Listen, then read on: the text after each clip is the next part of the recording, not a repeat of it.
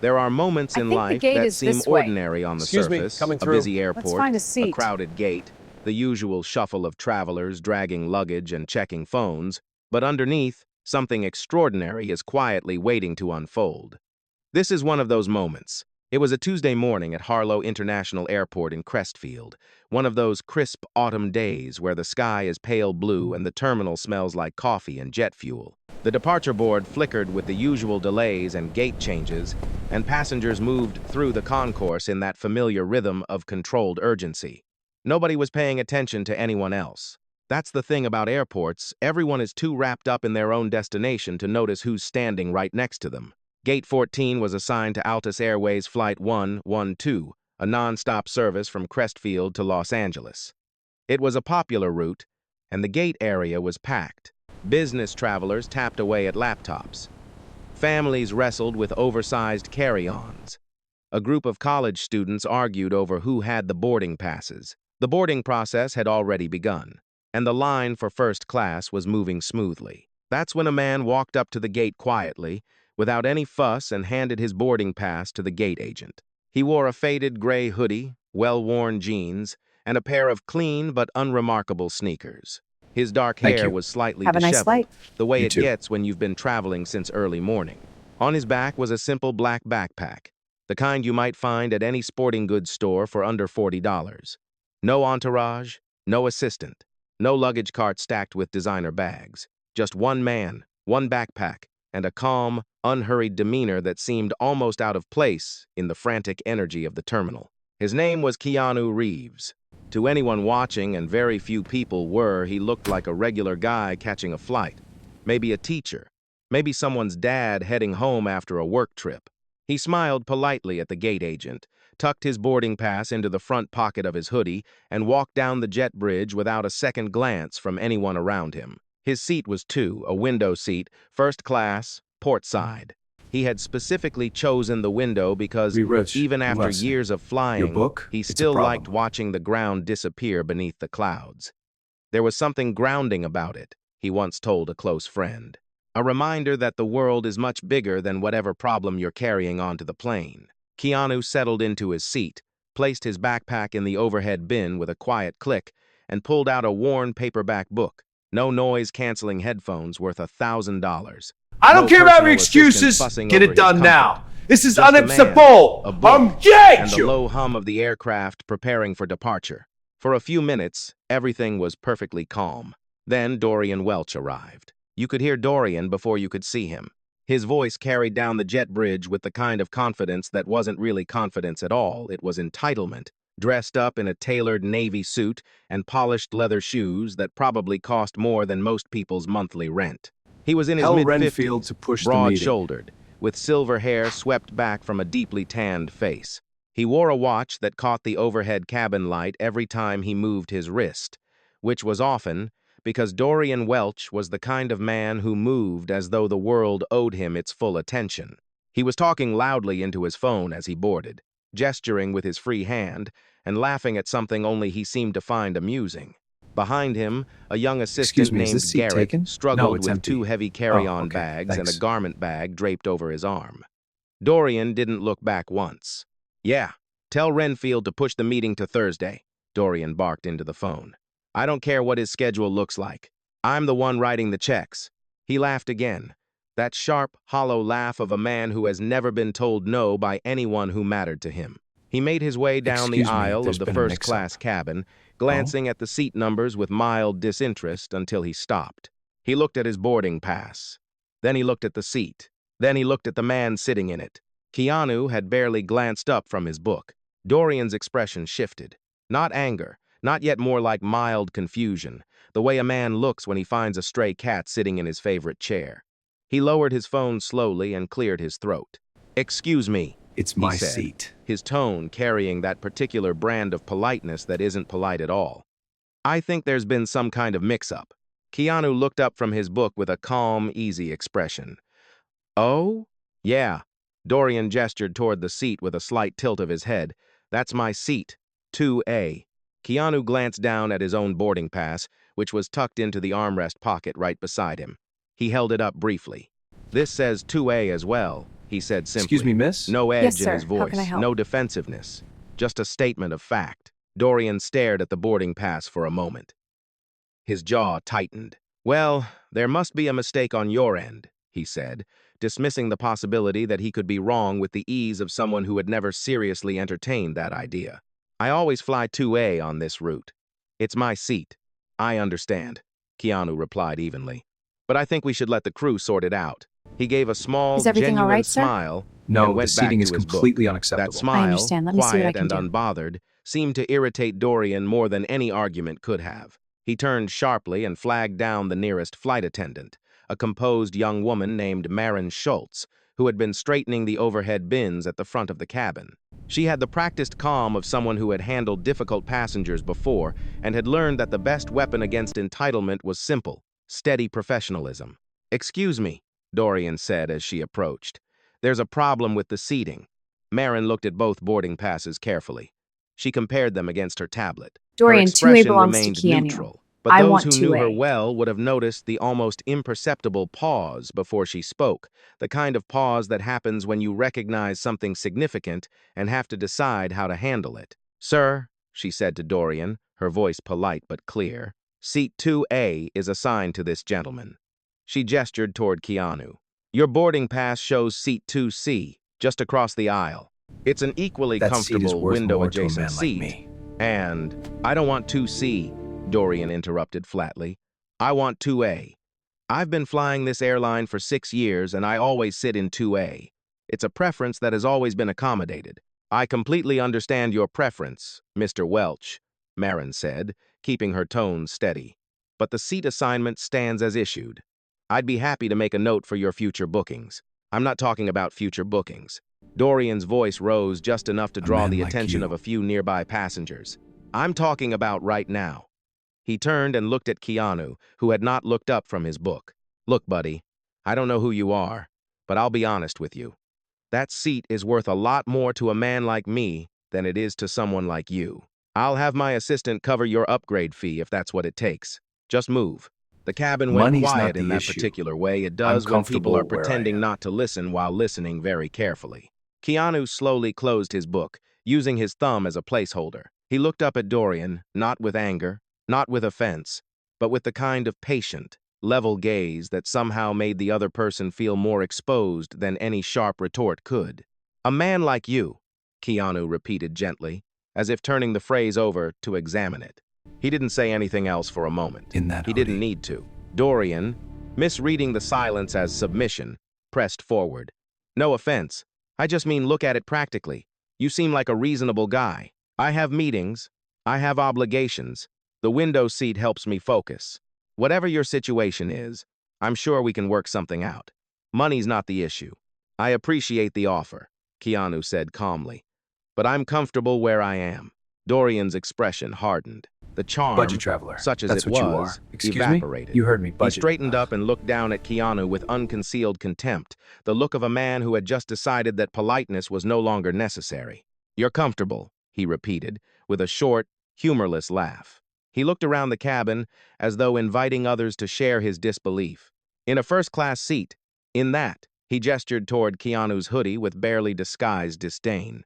"No offense, Sir, your pal, but assigned people seat in is this here. cabin have earned their way I'll be here. speaking to your This isn't the supervisor. place for." He paused, choosing his words with calculated cruelty budget travelers who got lucky with an upgrade. A woman named Prue Calloway, seated in 3A with her reading glasses perched on her nose and a glass of sparkling water in her hand, glanced over and then quickly looked away, but not before Dorian caught her eye. She gave the faintest, Standards on this uncomfortable airline. smile, the kind that isn't agreement but isn't protest either. Dorian took it as validation. Maren stepped forward again, her voice firmer now. "Mr. Welch, I need to ask you to please take your assigned seat. The seat assignment is not going to change." Dorian turned on her with sudden sharpness. "I'll be speaking to your supervisor about this." He pointed toward Keanu without looking at him. "And I want to know how someone dressed like that ends up in first class on a Tuesday morning. There are standards on this airline. Or at least, there used to be." And with that, Dorian Welch crossed a line that, in the quiet, unhurried way of things that actually matter, he would not be able to uncross. Keanu said nothing. He simply opened his book again, turned to the page he had been on, and continued reading. But Maren Schultz stood very still for just a moment, her tablet held neatly in both hands, and something shifted behind her eyes. She knew something that the rest of the cabin did not yet know. She had known it from the moment she had checked the manifest that morning, had seen the name beside Seat 2A, and had quietly said a small prayer that the flight would be uneventful. That prayer, it was now clear, had not been answered. The thing about entitlement is that it rarely travels alone. It brings with it a certain Name your blindness, price. a complete inability to read the room, to sense the shift in atmosphere, to notice that the people around you have stopped being impressed and started being embarrassed on your behalf. Dorian Welch had that blindness in abundance. And as the cabin doors were prepared for departure and the crew moved through their pre-flight routines, he was just getting started. He had taken his I'm good, assigned thank seat you. in 2C, not because he had accepted the situation, but because he was regrouping. Dorian was the kind of man who treated every social confrontation like a business negotiation. If the first offer didn't work, you came back with a stronger position. You applied pressure from a different angle. You made the cost of resistance higher than the cost of surrender.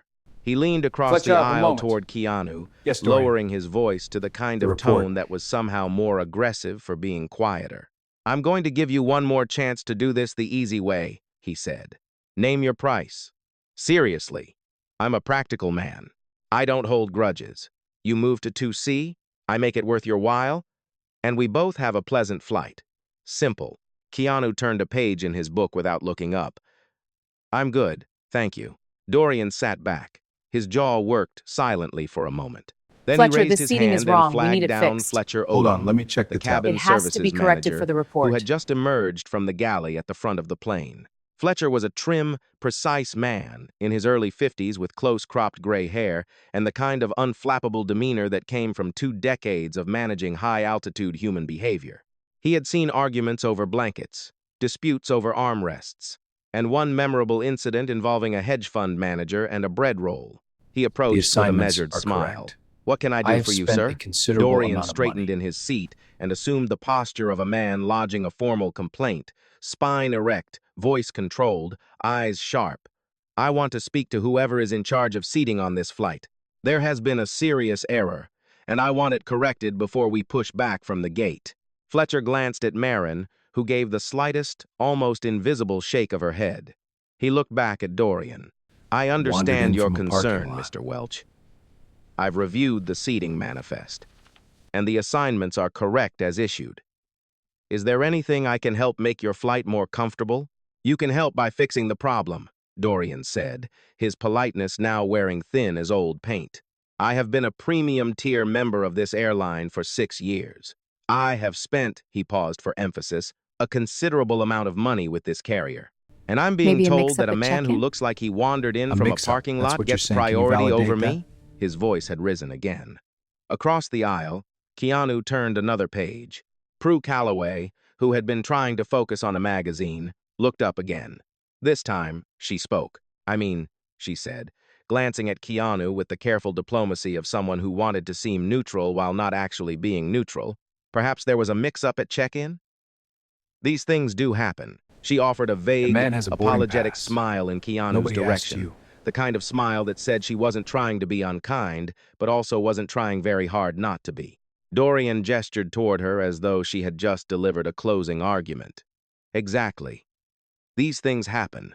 All I'm asking is for someone to look into it properly." A younger passenger 3 rows back, a man in his 30s named Colt Brennan, who had been pretending to scroll through his phone, finally looked up. He had been I have a watching the board whole meeting. exchange with growing discomfort. I have a board meeting. "The man has a boarding pass," Colt said, loud enough to be heard clearly. "He's been nothing but calm this whole time. I don't understand what the problem is." Dorian turned in his seat to look at Colt with the measured contempt of a man who considered unsolicited opinions from strangers to be a form of trespassing. "Nobody asked you," he said flatly. "Nobody Fletcher, asked you my to make a card. scene either," Thank Colt you. replied, and then went back to his phone with the quiet satisfaction of someone who had said the right thing at the right moment. Dorian turned back to Fletcher. "I want this handled. I have a board meeting in Los Angeles tomorrow morning. I have contracts waiting on my signature. I have 11 employees whose paychecks depend on me being functional and rested when I land. This is not an abstract inconvenience, this is a business matter. He reached into the interior pocket of Appearances his tell a suit jacket story. and produced a business card, holding it out toward Fletcher with 2 fingers, the way men like Dorian always offered business cards as though presenting credentials. Dorian Welch. Welch Capital Group. Perhaps that name means something to whoever makes decisions on this airline. Fletcher accepted the card with a polite nod and placed it carefully in his breast pocket. His expression gave absolutely nothing away. I appreciate you sharing that, Mr. Welch. I'll make a note of it. It was the kind of response that sounded like accommodation but was actually a very professional form of nothing. Dorian wasn't finished.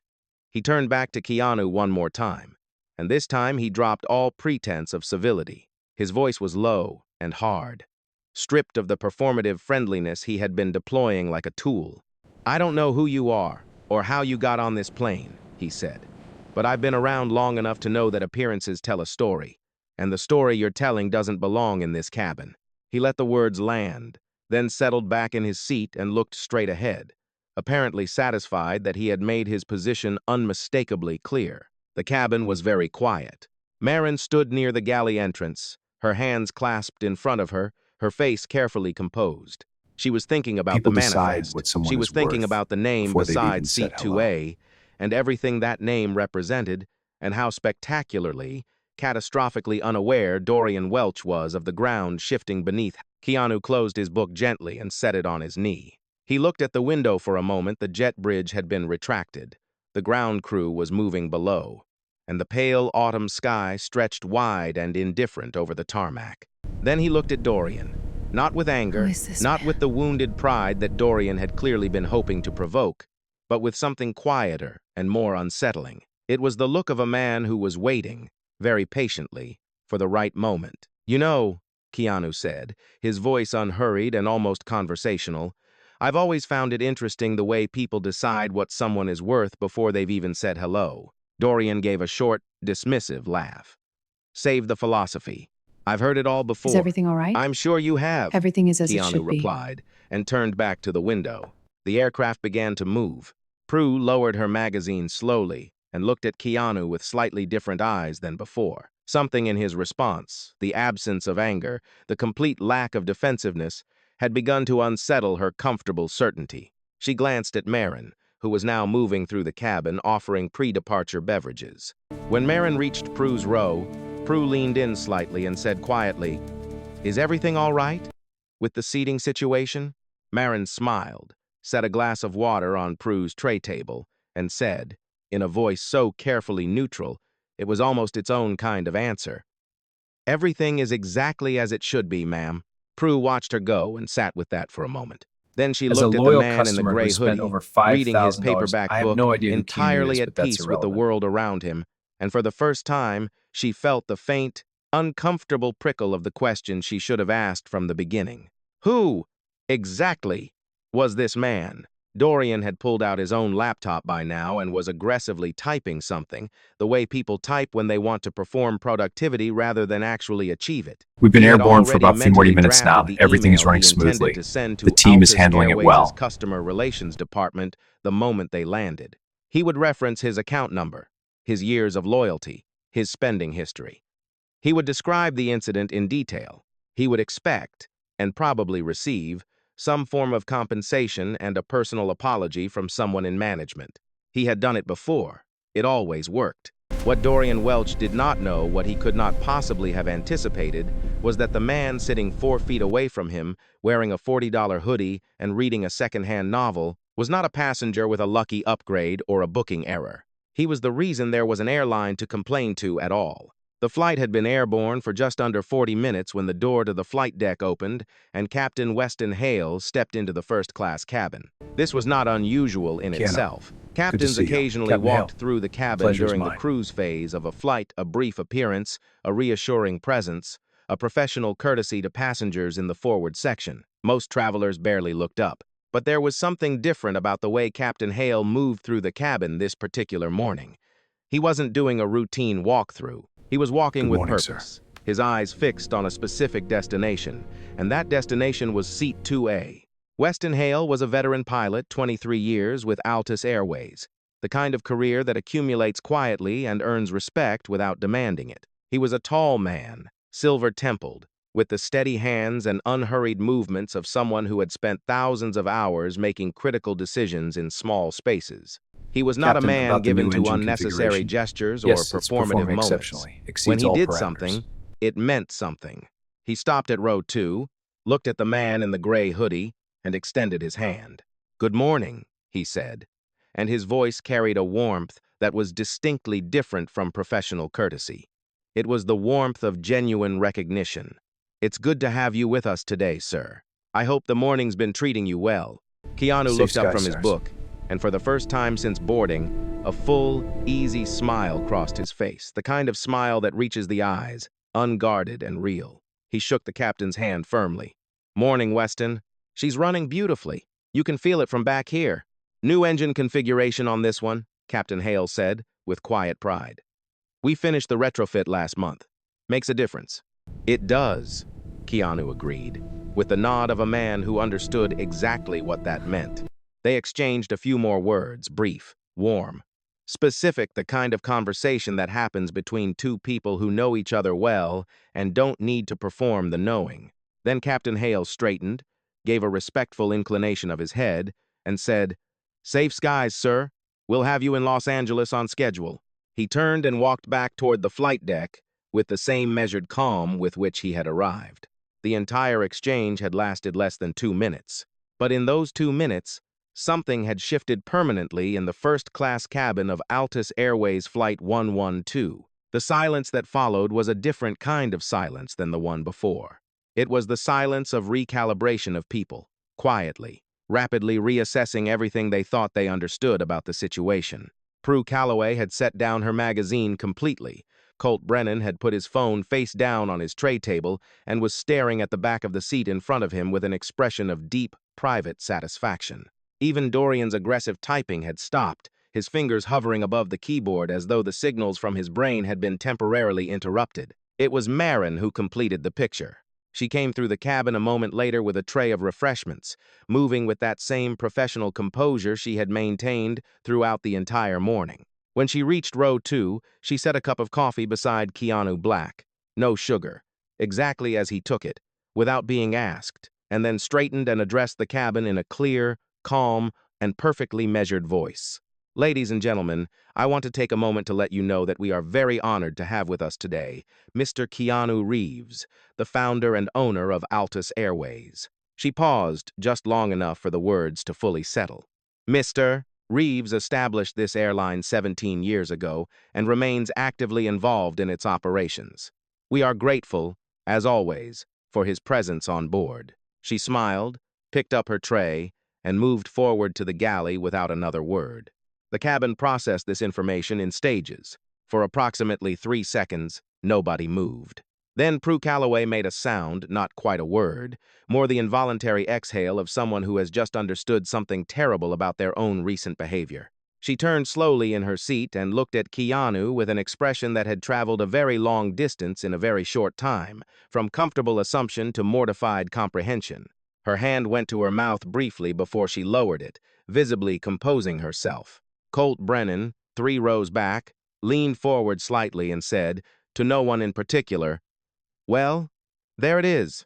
And Dorian Welch sat completely still. He was staring straight ahead, his laptop open on the tray table, his business card somewhere in Fletcher Odom's breast pocket, and the words he had said over the past 40 minutes arranged themselves in his memory with sudden, brutal clarity. Budget traveler. Appearances tell a story. Doesn't belong in this cabin. He replayed them the way you replay a car accident in slow motion, not because you want to, but because your mind cannot stop returning to the moment just before impact. He turned his head slowly toward Keanu. His face, normally so controlled and assured, had lost its architecture. The confidence was gone. The contempt was gone. What remained was something rawer and less practiced, the expression of a man who has just discovered that the ground he was standing on was not ground at all. He began, and then stopped. The sentence had nowhere to go. Keanu was looking at him, not with triumph, not with the cold satisfaction of a man who has been waiting to collect a debt. He was looking at Dorian with the same patient, level expression he had worn from the beginning, the expression that had so unsettled Dorian when he first encountered it, and that he now understood in an entirely different way.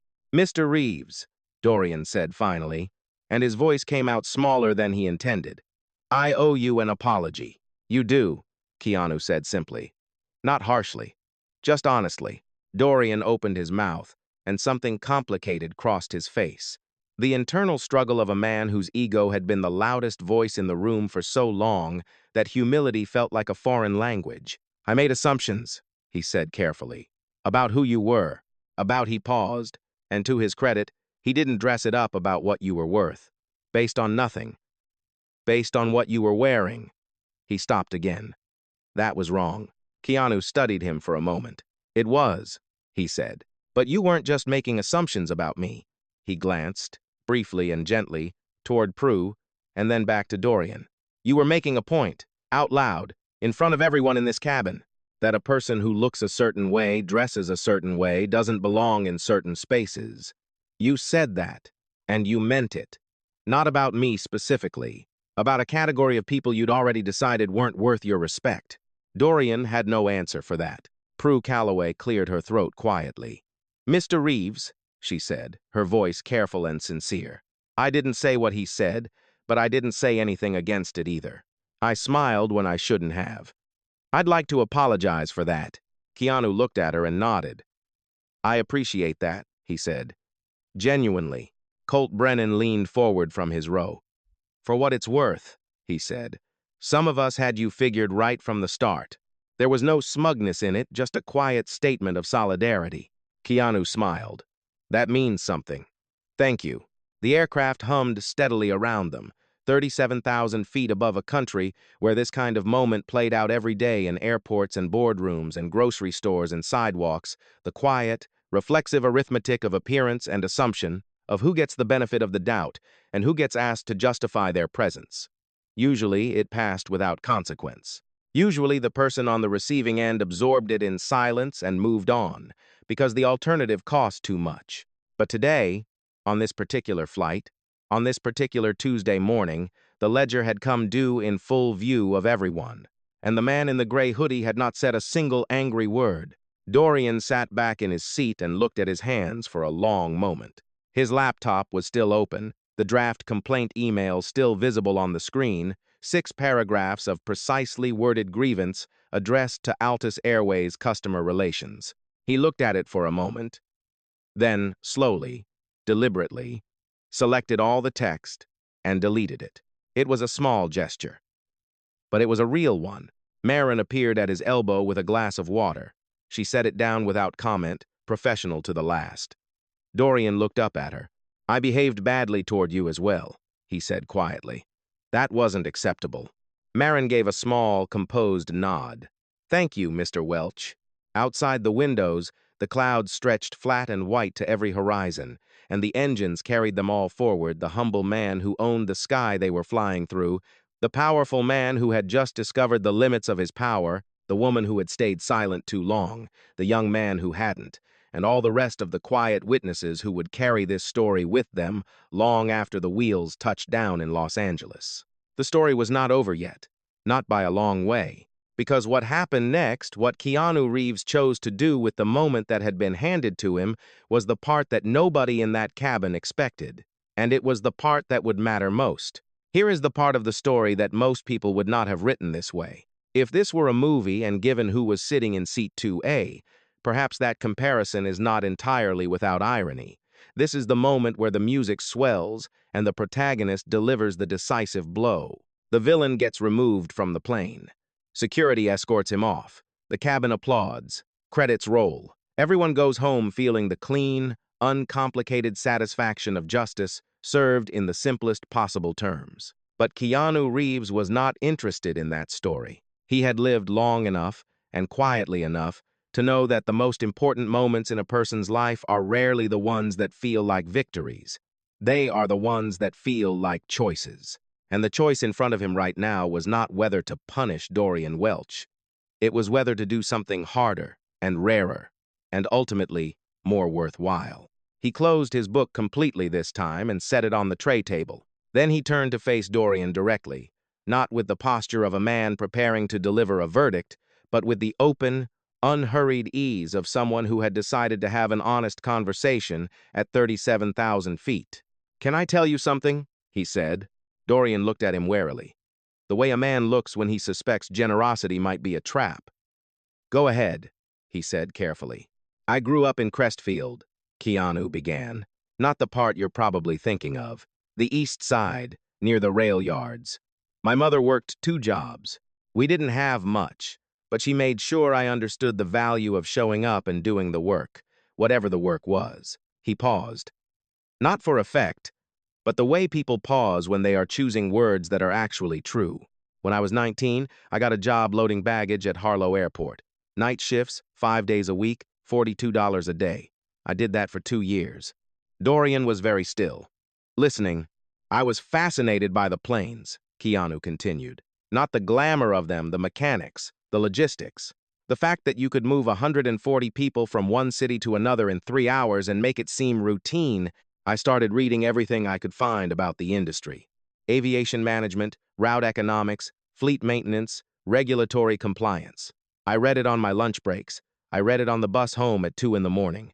I probably looked, to anyone who saw me, like exactly what I was, a baggage handler with a library book who had no business thinking about any of this." He said the last part without bitterness. "Just as a fact, it took me 11 years from that baggage ramp to the first Altus Airways flight. 11 years of saving, of being told no, of finding people who believed in the idea when most people thought it was a waste of time. The first plane we flew was a leased 20-year-old regional jet with a cracked tray table in row 4 and coffee that tasted like motor oil." He smiled at the memory. "We had 14 passengers on that first flight. I knew all of them by name." Dorian was quiet for a long moment. When he finally spoke, his voice had lost the last traces of its boardroom authority. It was just a voice now, a man's voice. "Why are you telling me this?" "Because you said something back there," Keanu replied, "that I think you've probably said in a lot of rooms, in a lot of different ways, without really hearing yourself say it. That certain people belong in certain spaces, and you can tell which is which by looking at them." He tilted his head slightly. "I'm not angry about it. I've heard it before. But I think you're smart enough to know that it's wrong. And I think somewhere underneath all of that," he gestured vaguely toward Dorian's suit, his watch, the whole elaborate apparatus of his presentation. "You already know it." Dorian looked out the window. Below, the landscape had shifted from the flat plains of the Midwest to the early suggestion of mountains, pale and distant in the autumn haze. He was quiet long enough that the silence became its own kind of answer. "I built something too," he said finally, and the words came out with a kind of raw honesty that seemed to surprise him. "Not from the same place as you. I had advantages you didn't have. I know that." He stopped, but somewhere along the way he searched for the word measuring. Everyone, all the time, by what they had, by what they wore, by how they presented themselves, and I started treating that measurement like it was truth. He looked at Keanu. "It isn't, is it?" It wasn't a question, really. "No," Keanu said quietly. "It isn't." Across the aisle, Prue Calloway was listening with her hands folded in her lap and her magazine forgotten entirely. She was a retired school administrator from Crestfield, 61 years old, and she had spent 30 years of her career telling young people that character was more important than circumstance. She had believed it when she said it. Sitting here now, she understood with uncomfortable clarity that she had not, in the moment that mattered, behaved as though she believed it at all. "I want to say something," she said, and both men looked at her. "I've been sitting here feeling embarrassed, and I think I should feel embarrassed, but I also want to be honest about what actually happened." She took a breath. "I saw a man in an expensive suit being confident and loud, and I saw a man in a hoodie being quiet. And I made a decision about which one of them was right, without any evidence whatsoever. I just defaulted to the suit." She paused. "That's not a small thing. That's a pattern. And I know better." Keanu looked at her with genuine warmth. "The fact that you can say that clearly, out loud, matters more than you might think." Colt Brennan had unbuckled his seatbelt and leaned forward from his row, one arm resting on the back of the seat ahead of him. "I work in logistics," he said, addressing no one in particular and everyone at once. "I've sat across conference tables from men who look exactly like he caught himself, glanced at Dorian, and continued, 'Honestly like you, Mr. Welch.' And I've watched them dismiss people twice as capable because they didn't dress the part or talk the part. And every single time the company paid for it later. The right person got overlooked. The wrong decision got made." He shook his head. "It's not just unfair. It's bad business."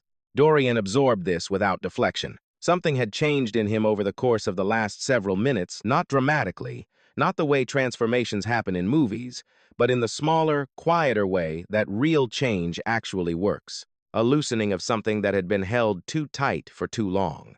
"The email I was going to send," he said to Keanu, "I deleted it. Before any of this." He said it without expectation of credit, just as information. "I know," Keanu said. "Marin told me." Dorian almost laughed. Almost? Of course she did. She's been with this airline for 9 years, Keanu said. "She's one of the best people we have. And you spoke to her the way you spoke to furniture." He said it without heat, but without softening it either. "That's the part I'd ask you to think about the most. Not me, I can take care of myself. But the people who work for you, the people who work for anyone in a position like yours, they absorb that kind of treatment every day.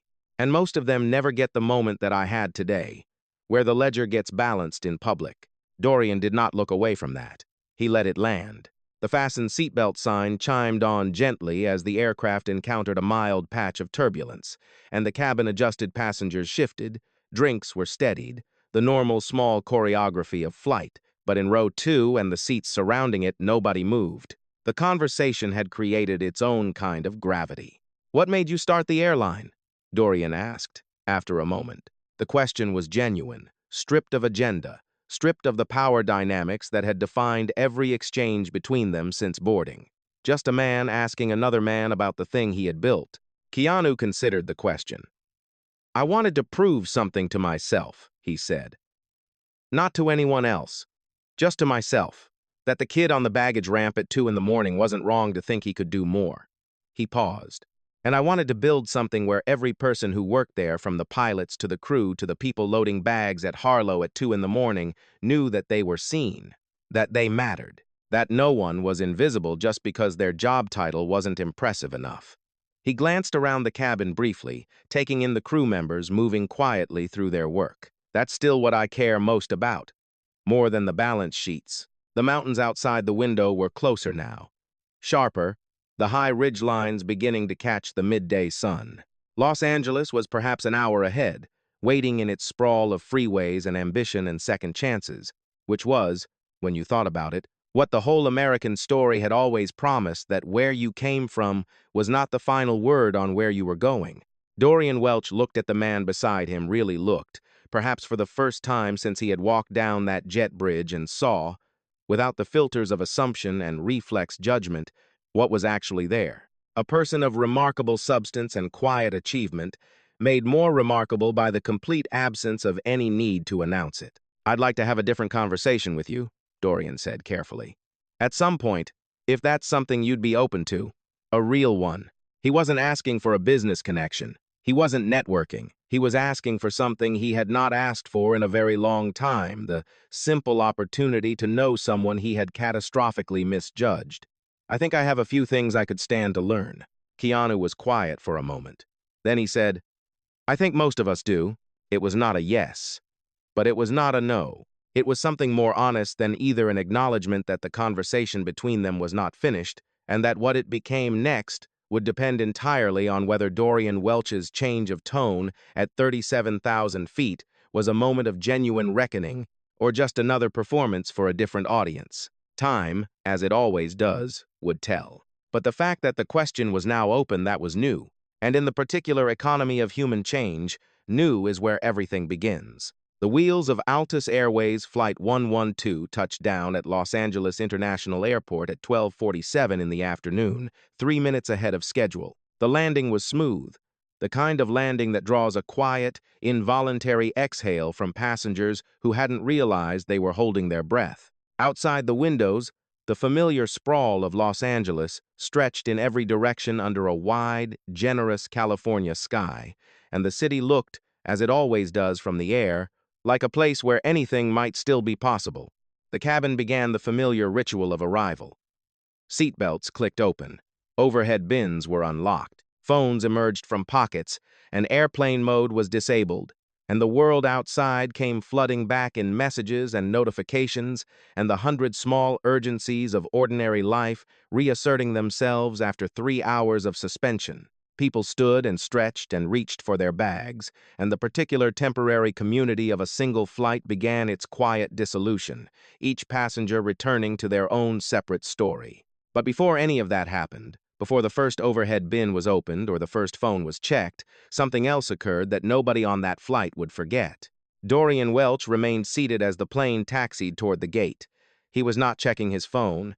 He was not reviewing his schedule or mentally preparing for the board meeting that waited for him tomorrow morning. He was sitting with his hands rested on his knees, looking at nothing in particular, in the way a person sits when they are genuinely thinking rather than merely performing thought. When the aircraft finally stopped and the seatbelt sign chimed off, he reached into his suit jacket and removed a business card, not the polished, embossed card he had produced for Fletcher Odom earlier, the one designed to impress and intimidate, but a plain card, the kind with just a name and a direct number. He held it out toward Keanu without ceremony. "That's my personal line," he said. "Not the office, not the assistant, me." He paused. "I meant what I said, about wanting a different kind of conversation." Keanu took the card and looked at it for a moment. Then he reached into the front pocket of his hoodie and produced a pen, a simple ballpoint, the kind that costs $1, and wrote a number on the back of his own boarding pass stub. He handed it to Dorian. "That's mine," he said simply. Dorian looked at it. A boarding pass stub with a phone number written in ordinary ballpoint pen. He folded it carefully and placed it in his breast pocket, in the same spot where Fletcher had placed his business card hours earlier. The symmetry of that was not lost on him. "Thank you," he said. And this time, the word carried its full weight. As passengers began filing off the aircraft, Prue Calloway paused at the end of the row. She had her carry-on bag over her shoulder and her reading glasses folded in her hand, and she looked at Keanu with the direct, clear-eyed expression of a woman who had decided to finish what she had started. "I owe you a proper apology," she said. "Not for what I said, because I didn't say anything. That was exactly the problem." She held his gaze steadily. "I've spent 30 years in education telling young people that silence in the face of unfairness is its own kind of answer. Today I proved that I still have work to do on that myself." She extended her hand. "I'm sorry, Mr. Reeves." Genuinely, Keanu shook her hand. "That took courage," he said. "More than most people manage." Prue nodded once, picked up her bag, and walked off the plane with the quiet resolve of someone who had just made a private commitment that she intended to keep. Colt Brennan passed by last, and he and Keanu exchanged a brief, easy nod, the nod of two people who understood each other without needing to elaborate. "Safe travels," Colt said. "You too," Keanu replied. Then the cabin was quiet, and Keanu sat alone in seat 2A for a moment before standing. Marin was collecting blankets from the empty seats, moving efficiently through the cabin with the practiced ease of someone comfortable in her work. Keanu stood, retrieved his backpack from the overhead bin, and paused beside her. "Long morning," he said. She looked up with a smile that was tired and genuine in equal measure. "Nothing we couldn't handle." "You handled it exceptionally well," he said. "All of you did. I'm going to make sure that's noted properly." He meant it in the specific, practical way of someone who actually controls the mechanism by which such things get noted, not as a vague pleasantry, but as a commitment. Fletcher, too, and the captain. Marin looked at him for a moment. "You know," she said, "in 9 years, you've never once made it feel like you own the place." She paused. "I mean that as the highest compliment." Keanu smiled. "Good," he said. "That's exactly what I was going for." He walked off the plane, down the jet bridge, and into the broad, indifferent flow of Los Angeles International Airport, where he looked, to every eye that passed over him, Like any other traveler, a man in a gray hoodie with a backpack and a worn paperback tucked under his arm, moving at his own unhurried pace through a world that had no idea he was in it. That was, of course, precisely the point. 3 days later, a story appeared online.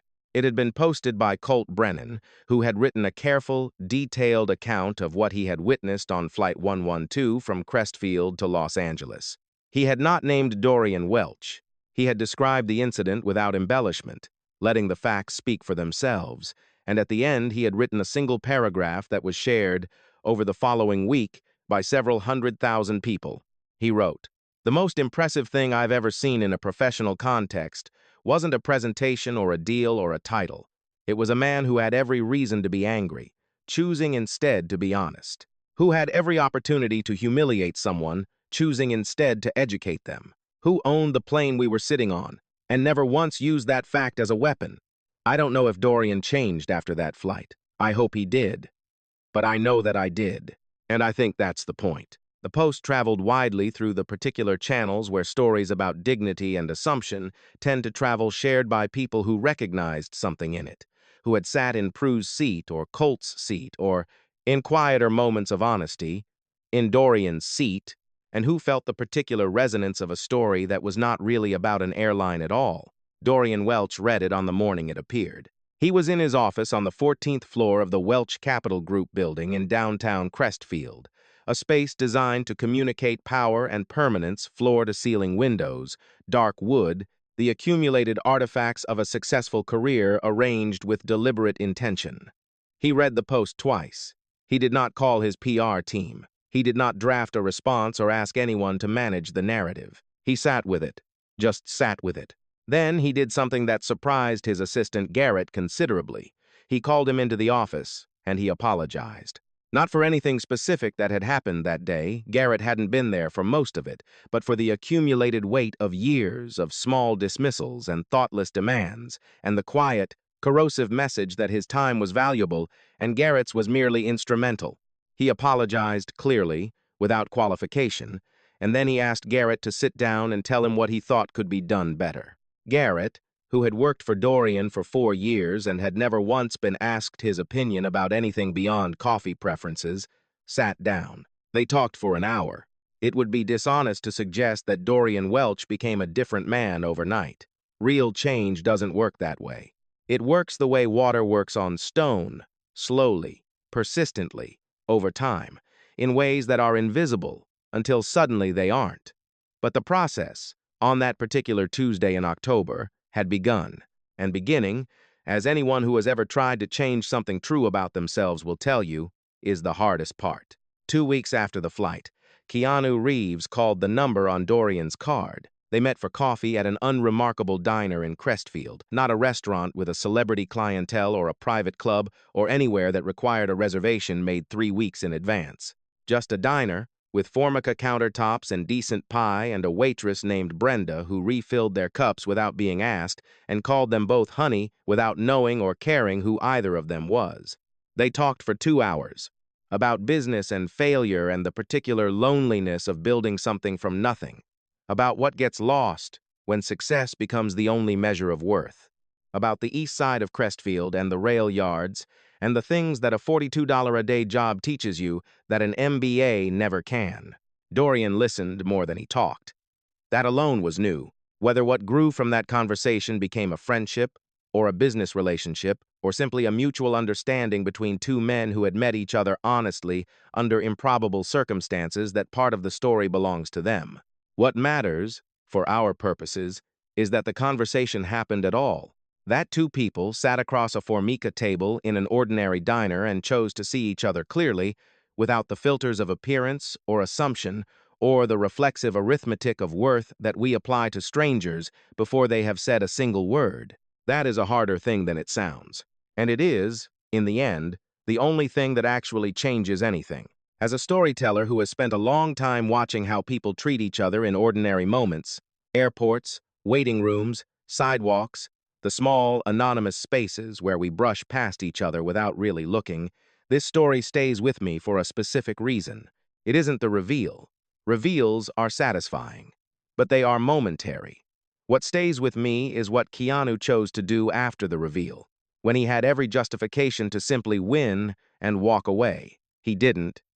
He chose the harder thing. He chose to treat the moment as an opportunity rather than a victory. I think about Prue a lot, too, because most of us, if we are honest, have been Prue at some point. Not the villain of the story, not the hero, but the bystander who smiled when we should have spoken. That particular form of moral cowardice is so common we barely recognize it as cowardice at all. And Colt, ordinary, decent Colt, reminds us that speaking up in a small way, in a quiet cabin at altitude, is not nothing. It never is. The world does not change in grand gestures. It changes in moments like these, repeated in 1,000 ordinary places by people who decide, one Tuesday at a time, to do the slightly harder and more honest thing.